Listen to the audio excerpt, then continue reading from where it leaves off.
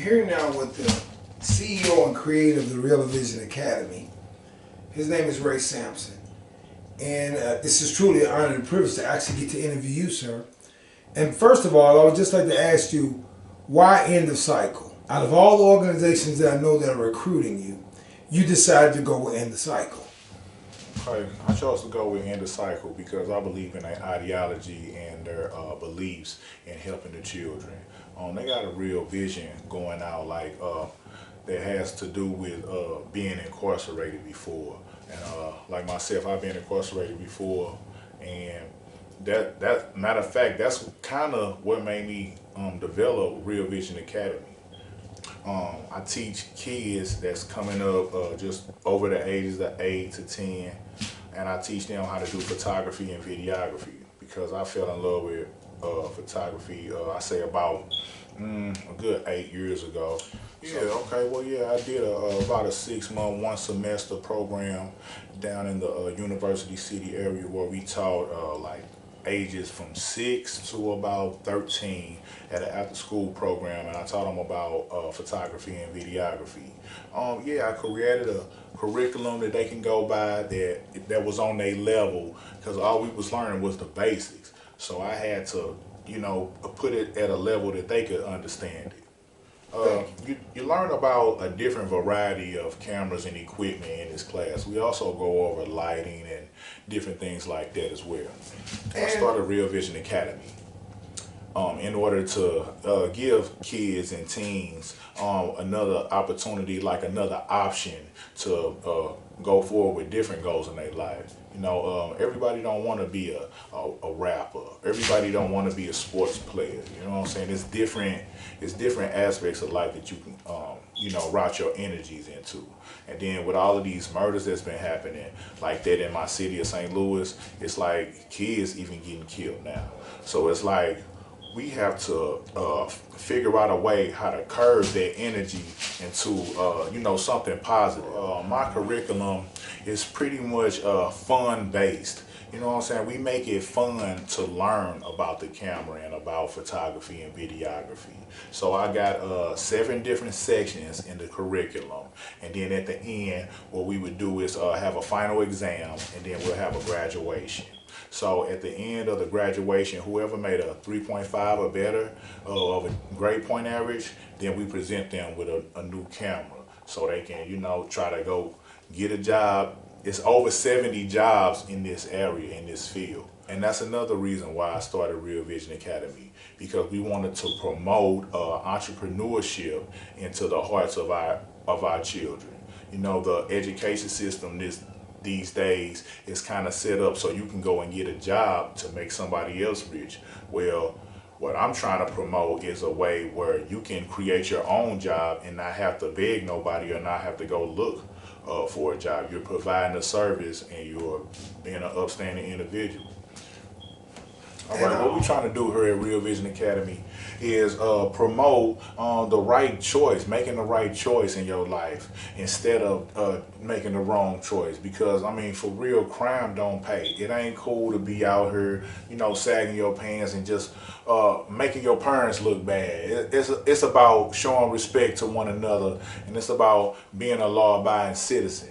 We out here, man, I done been in this game, man, like I say about 15 years. So it's like after I got incarcerated, my whole life changed, and it made me just think like, oh, okay, well, I'm not just living for myself. I'm living for my son. I'm living for my wife. I'm living for my family. So it's like I can't go to jail and then not have no way to support them. So that's why I chose the right way. Yeah.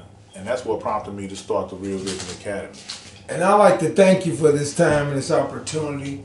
And I just want to take my hat off to you, sir, because it's actually an honor and privilege to see young men like you that actually care about the next generation and making the sacrifice. Thank you. All right, man. You're welcome, man. All right, kids, don't do drugs. Mr. Sampson, the CEO and the founder of Real Vision Academy, asked me one day, what is end of cycle? And I've never thought about it, and then I realized that I had to really put into words what was the vision and goal of the men that helped me bring this to fruition. One day in the federal prison system in Forest City, Arkansas, me, Isidro, Garza, Padre Locke, and a few guys were sitting around in the laundry room where they have 3 or 4 washing machines and dryers where the men would come and wash their clothes. And that really was the meeting place for, quote, the minds of the prison system at that time. And we saw how our brothers and friends we loved would get out and come back. Get out and come back. And how the men wouldn't support their families and their wives and their mates and just their siblings. And we decided that, you know what? Somebody got to end this cycle, this vicious cycle of incarceration. And based on that, we came together and put our minds together. And we decided that we wasn't going to talk about it. We was going to be about it. So what we did then is we started to write curriculum and plans and foundational teachings and things that we would do that we would put in operation once we got out the prison system. I'm not ashamed to say I spent over 12 years in the federal prison correction center. But one thing about it, it taught me to watch and observe the men that was coming and going. And it led me to interview hundreds of men that kept getting re-incarcerated. And I sat down and I talked to them and I asked them, brother, what was the problem? What happened out there that you had to come back or resort back to a life of crime? And they said the same things. I couldn't get a job, society wouldn't accept me, I couldn't find a place to stay. And I realized, I said, you know what? Somebody got to step up and make a difference. And I realized then that it's my responsibility to help my fallen brothers. I'm not going to put it on the government or the state or anybody else.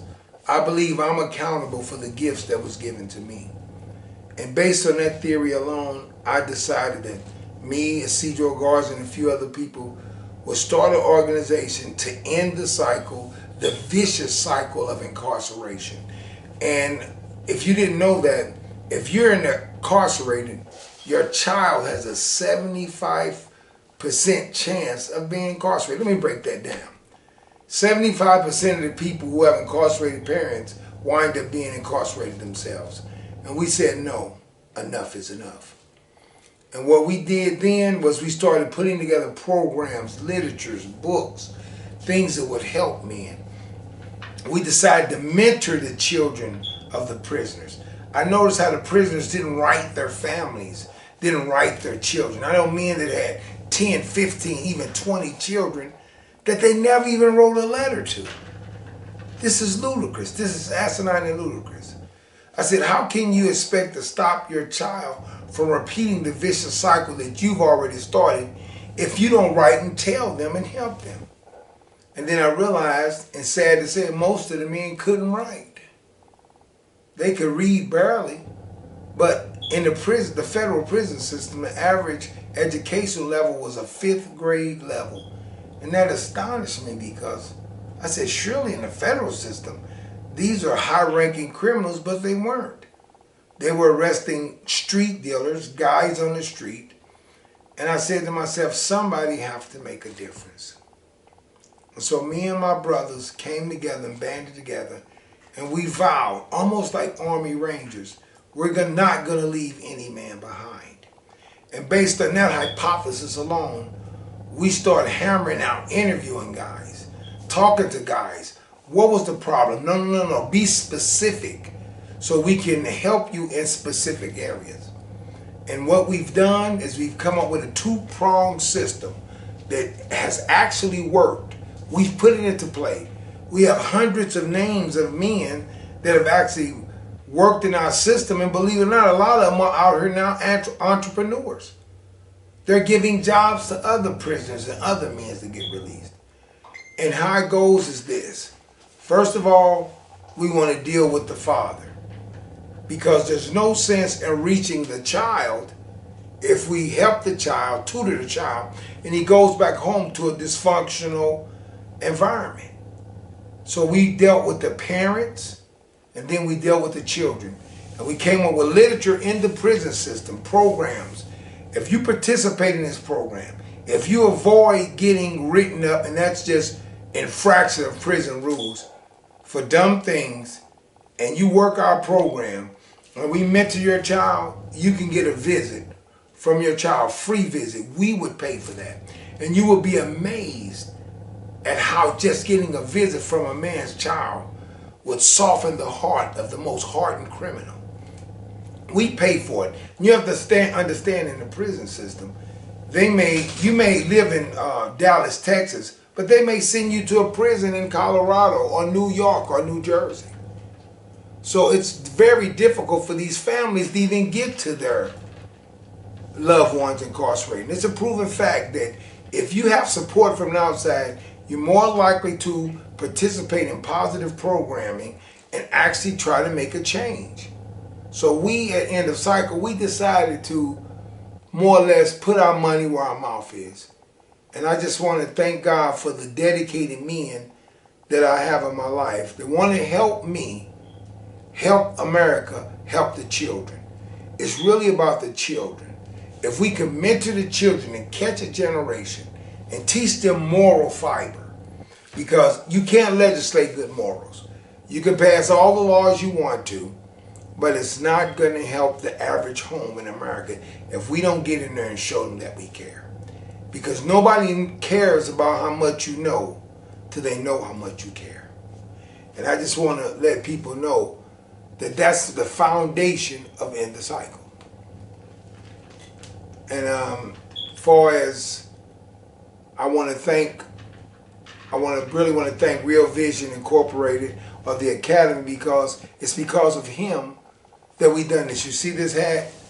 He gave me this hat because I want you to know that Real Vision Academy actually teaches children how to do what I'm doing now. They teach them how to film, they teach them videography, and they teach them skills that could take them to the next level. And I just want to give a shout out to this guy, Ray Sampson. He's a great guy. He's a great man of God. And he has a heart to help children. He too was incarcerated. And he realized after his incarceration, he couldn't get a job. He couldn't get help. He couldn't get food stamps. And then he realized that himself, nobody owes me nothing in society. I'm going to get out here myself and make it happen for myself. I just want to thank every one of you that listens to this and see this video for helping us. We need volunteers. We need support. But most of all, we need your prayers. Thank you.